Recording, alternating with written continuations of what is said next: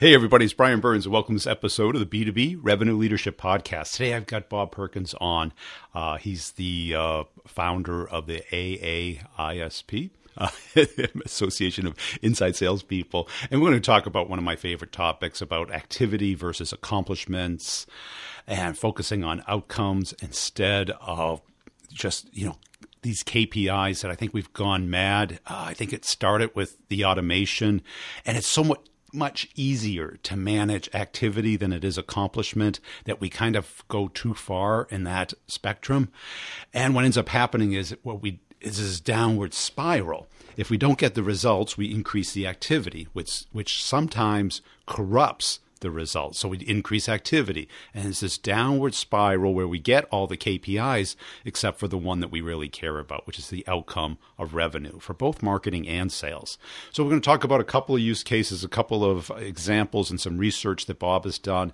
I kind of enticed him to do more and excited him about that. So I think it's going to be a great conversation. I think you'll get a lot out of it because he's got a very broad exposure to not just the technology companies, but to, really the heartland companies, the people who are just trying to sell whatever they are trying to sell and the results that they're getting.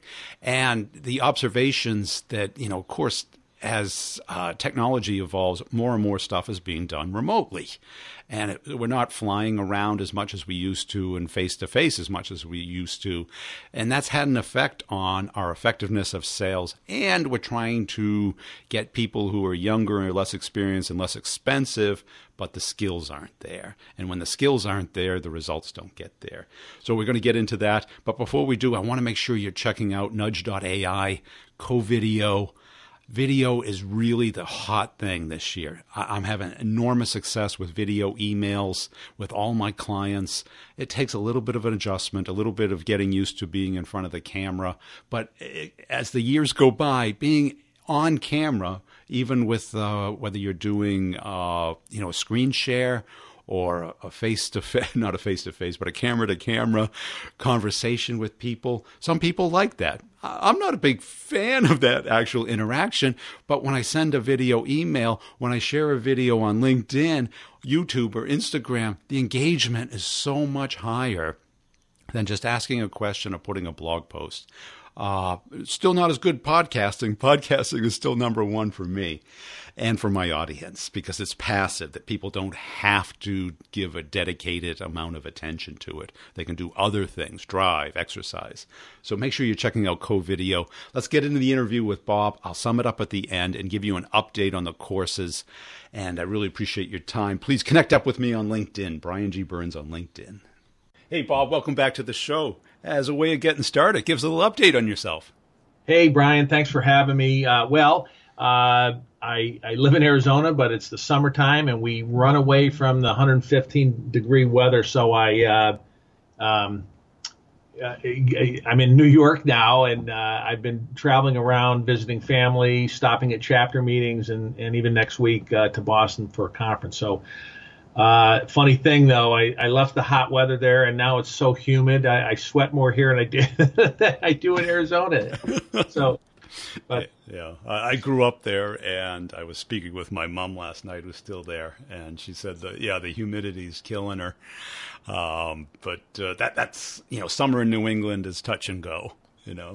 Hey, you wrote a great post on personalization. Is that a new passion of yours, or? Well, I started talking about it a couple years ago. In fact, at the Leadership Summit, I declared 2018 the year of personalization. So, yeah, I think we've lost the human, or rather, we're losing the human component of selling, especially now with all the technology, with AI, and with the speed by which everyone operates today. The human piece has gone a little bit to the side. Yeah, I couldn't agree with you more. I think 2017 will go down as the year we hit peak email. Yeah. I hope at least. Oh, man. It is strange that people kind of use these automation tools and get lazy and just want to hit buttons. in my perspective is that the AI part of it should actually increase personalization. I love it. Don't you? I love that. You know what? You just hit the nail on the head. And I think in part, it could be lazy, but I think we've gotten ourselves into this. Hey, it's all about the cadence. It's all about making all these calls. It's all about quantity. For a while, I thought some of these metrics of years ago, you got to make 100 dials. Some of those are going away, but they're really not. And I think we've gotten lulled into this acceleration is good. And I think it isn't in some ways it can help, but when you boil it down, people are yearning for people to empathize, to understand, to collaborate, to resonate. And so. Well, that's it. I don't think anybody doesn't want to communicate, doesn't want to connect with other people in the similar industry.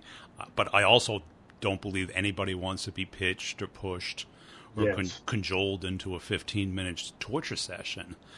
Let me tell you all about me. I think we spend too much of our day listening to other people's interests and focus and not enough time being helped. And I think you're right on as far as the quantity thing has gone way too far. And, I did a little video on, is pipeline the solution or the problem? Meaning that once you add pipeline, you got to administrate pipeline. You got to update it. You got to correct it. You've got to close it or one way or another.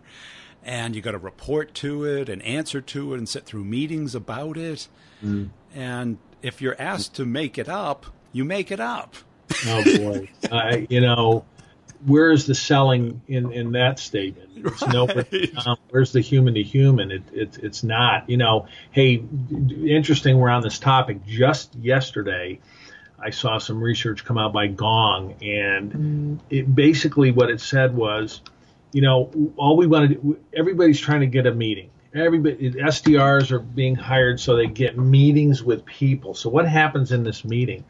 Well, Gong did some research, and it said you'd be surprised what executives feel like when a rep does a discovery call. And we've always taught, and I still teach people, do good discovery, ask deep questions, do less talking than the prospect. But here's what they found. They found that the people that asked more discovery questions ended up with poor results. And I think they said the optimal number of questions was 5. Here's what I think's happened. I think, oh, wow, I got this meeting. Boy, I got to ask these 12 questions. And the executives are feeling like they're just reading down a list. They're not caring about me as a person. Yeah. They got to get through their list. They got to get their budget, time frame, need, authority questions in, and they're feeling sold to on an impersonal basis. So that was amazing research they did, and I haven't seen all the statistics, but I'd like to take that and sort of do something with it as we as an association get back out to the community and have some meaningful conversations around this human to human piece. Well, and today, let's face it, how many of those questions can you not figure out on your own? Right. Meaning, you can look up every company on LinkedIn. You can see if they're hiring or laying off, what department is growing at the fastest. Yep. Right. You can find out what they've already bought, what they're already using. Then you can go onto the review sites, read the good reviews, the bad reviews. You can figure out the pain points of what are they running into. Oh, this is great, but it doesn't integrate with this, so you don't have to ask a lot of those problem questions, or you can laser focus those problem questions to hit something. Right. And I just see AI being able to do so much of that research, prioritization, and prompting for reps to make those calls insanely valuable. Yeah. Yeah, I saw an AI app that scraped a person's LinkedIn profile and then generated on its own a highly personal email. We saw two emails put up on the screen. One which a sales rep generated through research, one the AI generated, and we asked which one is AI, which one is real, and we couldn't tell. Yeah. I mean, now will people know they're getting duped a little bit by AI? They might in the future, but I was pretty impressed with it. And again, you at the end of the day, I think when you are in a conversation, it's got to be a human to human, a real good personalized conversation. And are you getting the leaders not getting this? I mean, because that is probably the number one thing I'm hearing from the reps is that the KPI's gone mad, has distracted them from doing the human to human thing. Listen, I think you're onto something very, very important, Brian. In fact, at our retreat coming up in October, we're going to have a guest, a leadership development person come in, and the topic we have chosen is building a bottom-up culture of empowerment. And what the current state of the leadership is today is, you're exactly right. It's very heavy top down, and we're going to ask these leaders, how do you measure performance? Well, we have KPIs, and we have call metrics, and we have funnel metrics, and we have, of course, revenue is so important. And what's happened is exactly what you said. It's smothering people. Yeah. And I'm not saying don't have goals and don't measure things. I'm not purporting that at all. But I think we have the best, most productive reps that I've managed in my career are basically empowered themselves to go out there in the best way they know how to find and get revenue. And they day in and day out, they're achieving they're achieving that, not because somebody told them to make so many calls. Yeah. They're money motivated, right? Well, they're money motivated. They're win motivated. Here's another thing. One of our researchers we work with on our staff, Richard Condi, went out and he correlated what he said, process adherence. What's process adherence? You got to make so many calls. You have to fill out so many fields. You have to check the boxes. You got to do all these things. He correlated that to revenue results, and he found that those that did not have to adhere to process and all those things I mentioned did better in revenue than those that had to adhere. Well, yeah. I mean, one of the funniest stories, the rep of the year at this company I was at was being introduced. So he was number one in the company, of a reasonably good-sized company, $1 billion company. Yeah. And they go, well, we just hope that he will someday log into the CRM. Listen, I got another story for you. It's similar. The number one rep is at a club, and he's meeting to the side with his vice president. There were like 30 reps. He's number one, and the vice president is looking at his revenue results. The vice president's also looking at back then. You remember the filled out call reports that the field sales had to do, and he noticed that his calls were in the bottom third of the group. And he congratulates. He goes, great job on rep of the year, and you came in 120% of quota. And he goes to the rep. He says, just think if you got your calls up, the number of meetings you're meeting with people. And the rep looks at the VP and goes, well, just think if the other 29 reps made fewer calls like me. Yeah. And so that's it. When I talk to leaders, I go, if you have a KPI, do not tell the salespeople. Interesting. And the reason is you get I don't know what they call that in psychology, observance interference, meaning that once you tell people how you're going to grade them, they do what you want, but the quality, of course, goes down. And, I talk to the inside people all the time when I was a rep, and they go, well, you just call the movie theater 30 times. You don't hang up. When you go to lunch, you leave your phone on the desk to get the call, good hour call time. Yeah. And the managers are happy. You fill in the CRM so they can see the dashboard the way they want to. And we've created a bunch of actors and gamers instead of salespeople. And, because Gong is a partner of mine, and I'm trying to convince them to focus their AI on coming up with, call quality KPIs that come out of the call. Was that an A call and why? Was it a B call and why? And not just the coaching on the items, but put all that in so the manager can kind of get a sense of a quality KPI other than just revenue. Yeah. And, that's fantastic. Because now that they're trying to break it down into the meetings, but then all of a sudden I ask people, do they grade the meetings? And they go, nah, it's kind of like, was it somewhat qualified? And if the rep doesn't give it the right grade, that causes conflict between the sales development rep and the account executive. Right. Because the sales development rep doesn't feel valued if he doesn't get credit. And sometimes they go, well, we'll just put it down that it was. Oh, sure. It's like actors and gamers. I love that. I'm going to use that as a title to an upcoming session, if you don't mind. I'll give you credit for it, but that's a good point. And because a lot of people are saying that the lone wolves are dead, but I think that the gamers aren't getting fired, but they're getting. They should be. Yeah, they're right. Yeah. And we're looking for, Radar O'Reilly instead of Hawkeye Pierce, right? We need the person who's going to do whatever it takes to save the soldier, not just the person who can get the Subway sandwiches from Chicago to North or South Korea in time. Right.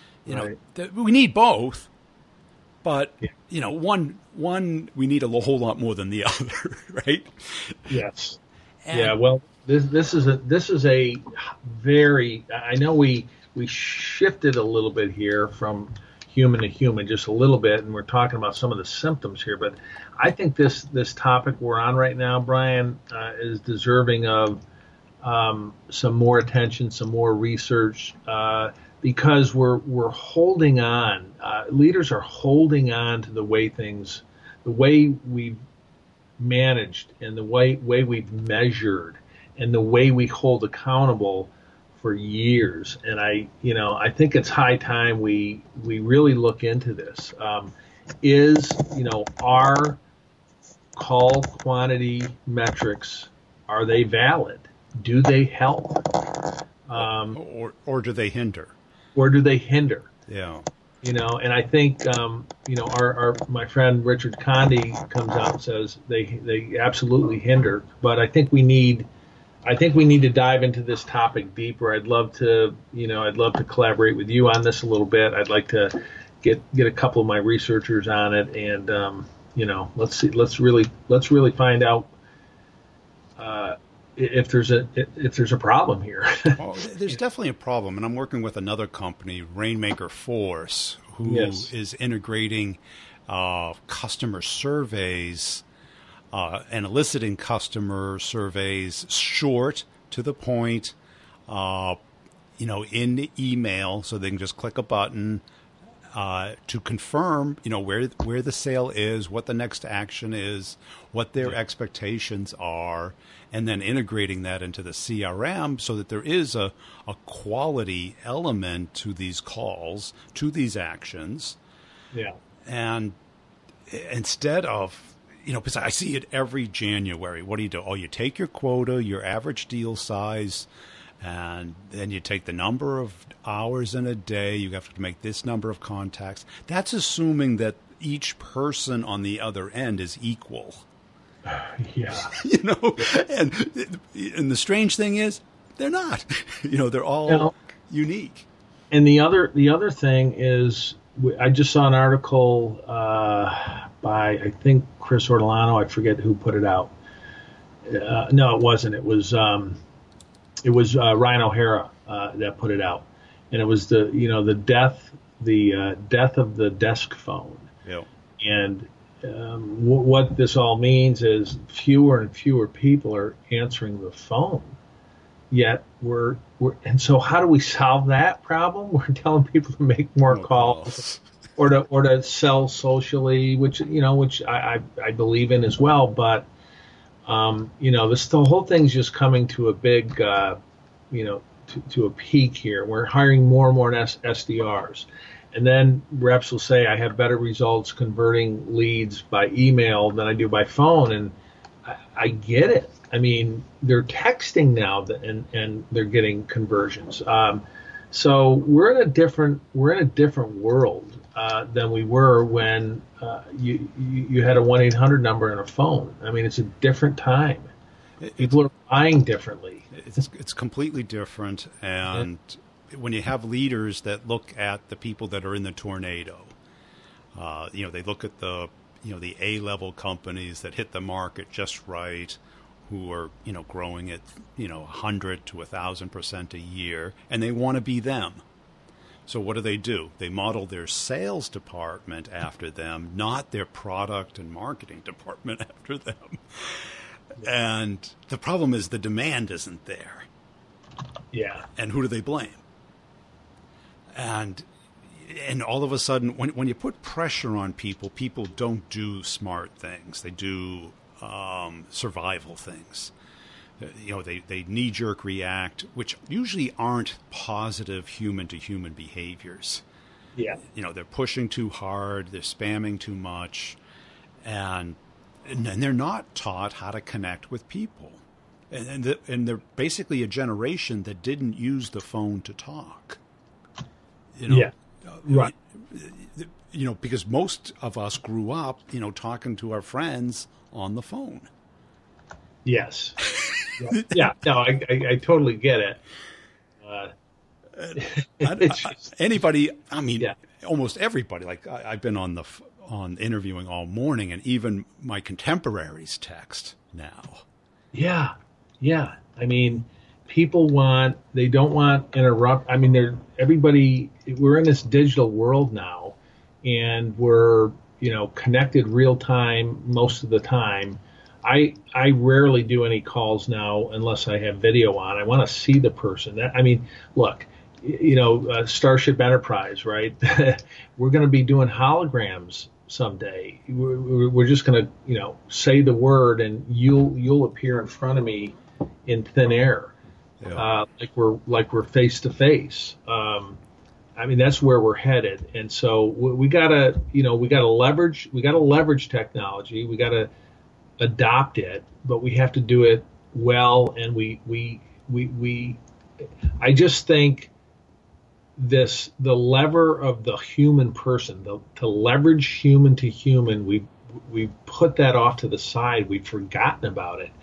And I think we need to get back. We got to get back to it. We have to find ways to get back to it. We clearly know that quality wins over quantity. We know a highly personalized email will get read and will get responded to astronomically higher than just an automated email campaign. Yeah. Because, I talk to most people and they'd spend their first half hour of their day, swiping left on their email box. Just, I don't know this person. This looks like spam, or this is, and they don't get past it. And if you looked at, I don't know if you follow Nudge at all, they did a research study on how all of these C-level people buy. And not one of them was from salespeople, meaning that they push people down if they call in. They wait for something to percolate up, or they hear it from their network. So yeah. So that helps us from a marketing standpoint. From a sales standpoint, this even applying to Gong's, do you start top down? Does that still make sense to start from top down? If you don't think that a user buyer picks up the phone, what does a C person pick up the phone? Right. Not only do they they have a phone, but then they have somebody guarding it, right? They have to take. And then if they do get somebody on the phone, and if it's not very relevant and very personal, you've lost before the conversation gets started. This thing of, hi, this is Bob Perkins with ABC Company. We're a leading provider of technology software. The reason I'm calling is to ask you if you could. I mean, it's over. I mean, it's over before you get into the conversation. And we got people still doing that. Doing a lot of it. And then if it doesn't work, we either escalate it or outsource it. And some of the things that I've heard from reps who I've had on the podcast is that having these small events, not trade shows, but user conferences, or having existing customers talk about a particular problem that they had that was solved by the product, and having like ecosystem partners around it, a lot like your conferences are very, very focused on problems, were the most effective. Yes. That's what people want to do. They want to, at the end of the day, they want to collaborate. They want to solve problems. They want real usable best practices that they can look at and implement. Well, look, this has been really interesting, and I'd love to come back and talk to you a bit more about this topic we steered over to on metrics and KPIs. I think it needs some attention. So I'm marking down to do for myself is to circle back with Richard, our researcher, and let's relook at his research he did and maybe take it to another level. I'd be really interested in that. And even if we would just brainstorm about how we can use the existing products, or even get the partners that you have and I have to kind of focus on that. Because I think because what your customers and mine want is to solve the real problem. Yes. And activity is not the real problem. It's revenue.